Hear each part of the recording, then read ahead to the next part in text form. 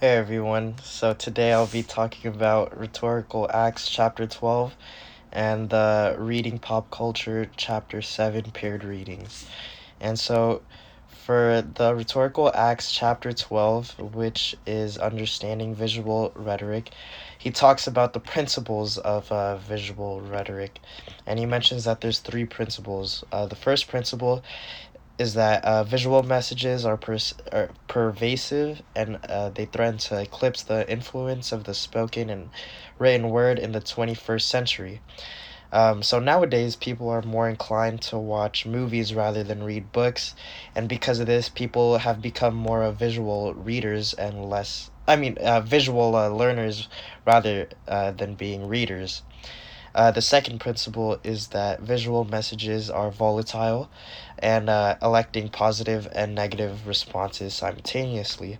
So, this means that pictures or works of art are able to have a hidden meaning without any words, which can cause feelings of emotion.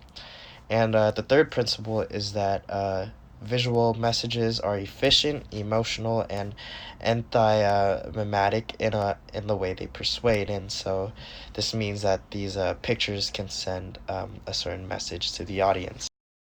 So in Jared Jones' writing, "Violent Media is Good for Kids," he talks about why he believes that kids must experience violence in the media in order to enhance their well-being. So he talks about his experience in his childhood, where his parents tried to have him avoid like all violent media, as they thought that violent media would cause a child to become violent, which is just a stereotype made by past generations. And so he believes that without violent media, these children are going to grow to be passive and take less risks.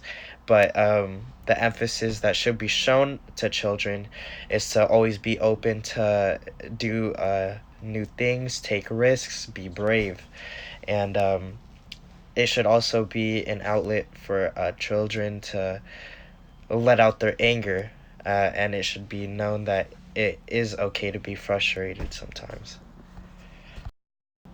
So, from the essay Secret Skin, an essay in Unitard theory by Michael Chabon, he talks about the positives and negatives of having fantasies like superheroes.